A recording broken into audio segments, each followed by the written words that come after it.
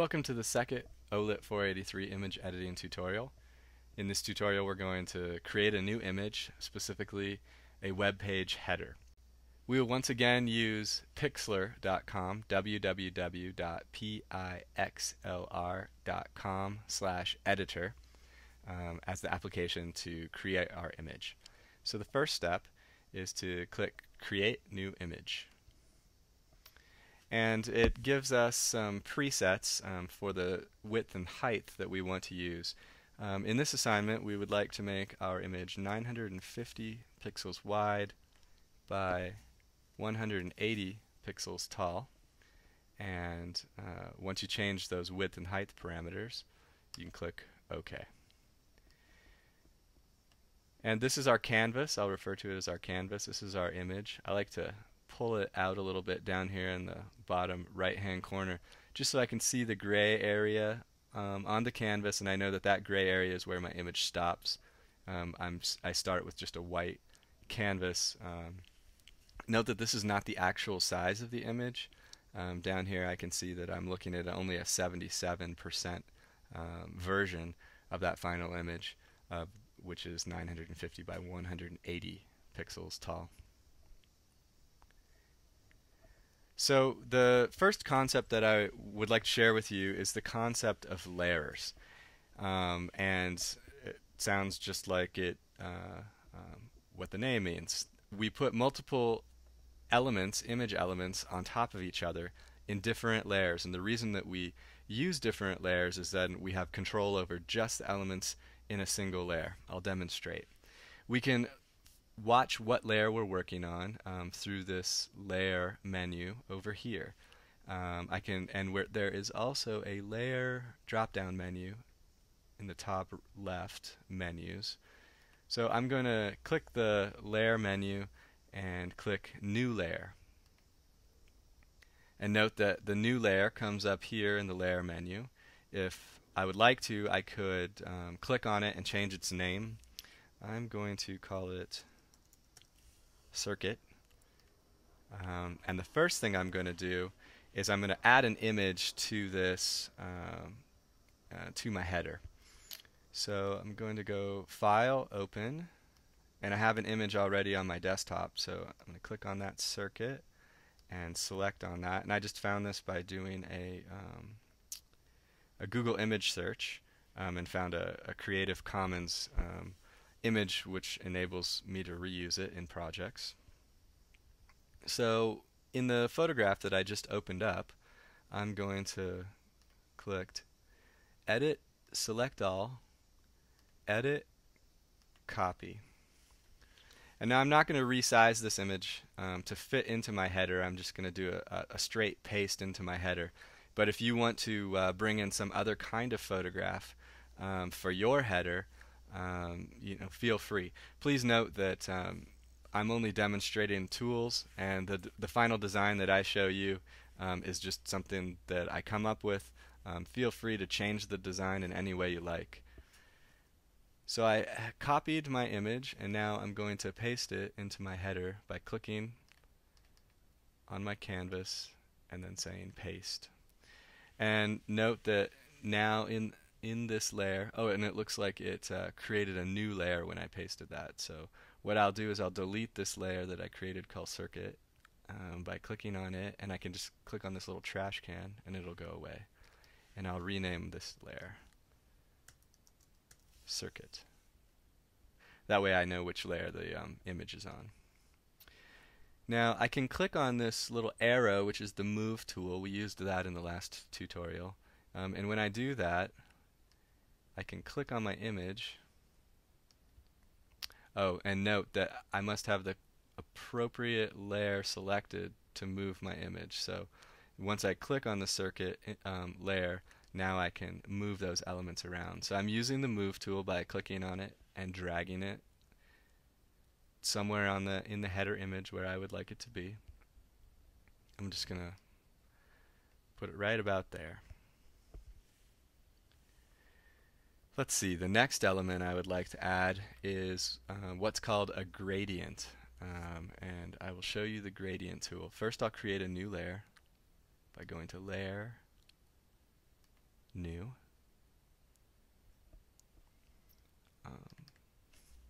And I will call this gradient 1. Now in the toolbox, this being your toolbox, this is the gradient tool. When I click on it, a new menu of options pops up at the top. This enables me to change the type of gradient that I'm working with. A linear means it's straight, a radial means it's circular. You can give those a try. And this area is the area I'm interested in. This lets me choose the colors of my gradient. I'm going to use one of the presets here. I'm going to use this preset, which is white to no color at all. It's transparent. And what I'm going to do is click onto my image. Now I'm in my new layer. Please be sure that you have that layer selected. Otherwise, you will write right over the top of your the photo that you just brought in. I get a little crosshair with the gradient tool. I'm going to start it right about here. Click down and drag my mouse just a little bit and let go. And notice that I have a nice gradient that starts white and then kind of moves into transparent. I'm going to go over the top of that a little more and pull it out a little bit, just to get this sort of transparent gradient effect. Now, as with most programs, you can always go to Edit, Undo, and that will undo steps sequentially back to where you started. But I'm going to leave that gradient there for now and create another new layer. Actually, let's make this a little, there we go.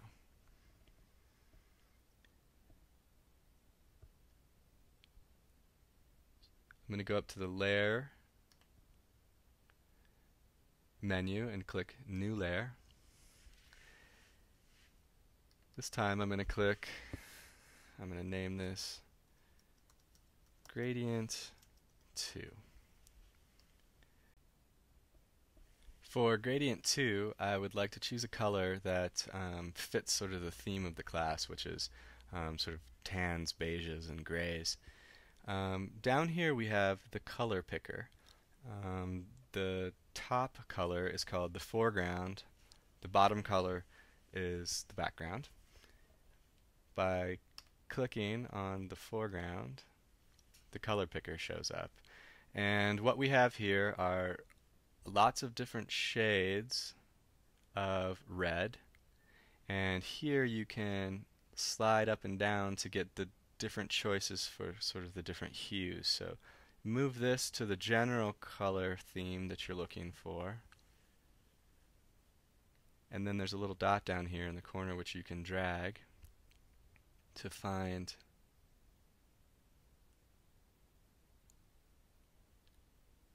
the more exact color that you'd like. So I think I'll choose this color of beige, and note that this color changes as I move my mouse. So I'll choose that.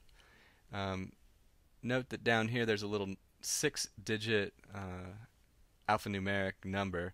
It's called a hex code, and that is the exact color that you just chose. So you can always note the hex code if you really want to be able to reuse a color again, and then you could just type your hex code in here and that would dial up your color right away. So I'm going to click OK, and that puts my color as the foreground color. Now I want that there just sort of as a cue for me. And in general, this is where you choose colors for image elements. But when you choose a color for a gradient, you click up here and you choose one of the presets. Now, what we used before was the white to clear, and I would like to use a color to clear preset. So I'm going to click on this color box, and note that I get this little dropper icon for my mouse. Now I can just roll down over that color that I just picked and click on that, and it calls up that number. the hex number, and it calls up the color, and I can click OK, and now my gradient is going to go from the color that I chose into clear, which is what I wanted to do.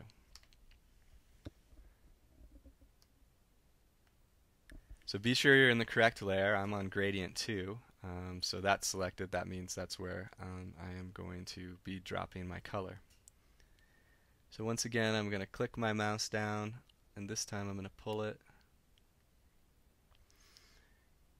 I want the beige to come all the way over, so I'll start in different places until I start to get a gradient effect that is what I'm looking for.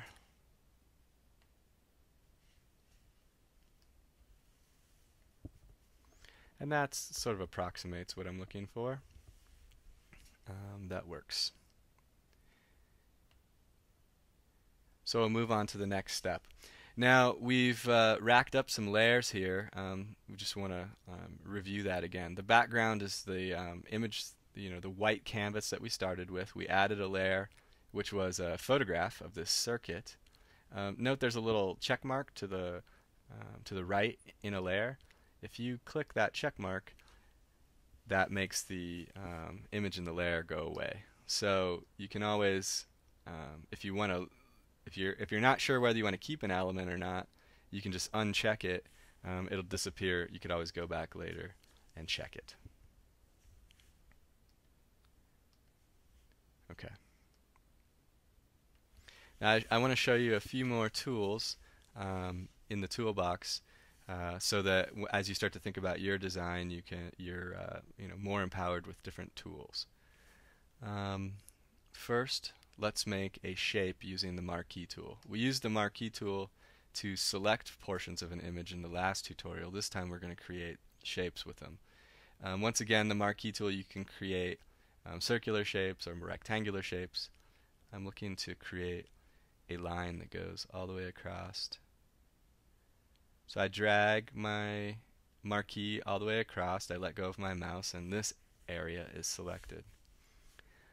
I'm looking to fill it sort of with a maroonish crimson color, so I'm going to go to my color picker again. Let's go up into the reds. Maybe down here is more appropriate. Yeah, I think so. I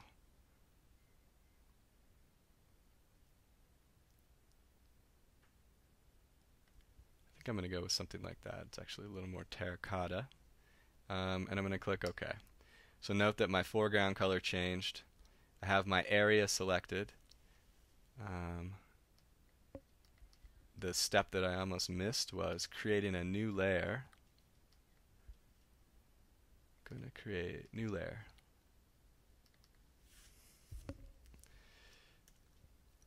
And I'm going to name this horizontal line 1.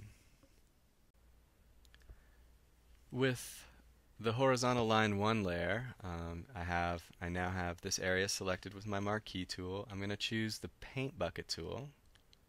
And what the paint bucket tool is it fills the selected area with the foreground color. So I can just click right in that area and it fills it up with the foreground color.